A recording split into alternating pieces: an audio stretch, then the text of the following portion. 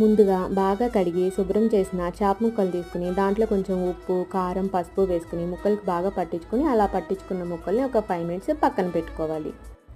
ఈలోపు ఒక ప్యాన్లో ఆయిల్ వేసుకుని గ్రైండ్ చేసి పెట్టుకుని ఆనియన్ పేస్ట్ వేసుకుని పచ్చివాసన పోయేంత వరకు ఫ్రై చేసుకోవాలి. అలా ఫ్రై అయిన తర్వాత కొంచెం అల్లం వెల్లుల్లిపాయ పేస్ట్ వేసుకుని అది కూడా పచ్చివాసన పోయేంత వరకు ఫ్రై చేసుకోవాలి.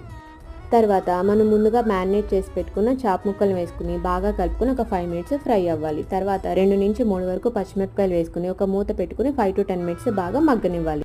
అలా మగ్గిన తర్వాత చింతపండు పులుసు, ఒక గ్లాస్ వాటర్, రుచికి సరిపడా ఉప్పు, కారం, గరం మసాలా అన్నీ వేసుకుని బాగా కలుపుకొని 5 to 10 మినిట్స్ బాగా ఉడకనివ్వాలి. అలా ఉడికిన తర్వాత దించే ముందు కొంచెం వెన్నపూస, కొత్తిమీర వేసుకుని 5 మినిట్స్ ఉడకనివ్వాలి. అంతేనండి, ఎంతో టేస్టీగా ఉండే ఫిష్ కర్రీ రెడీ.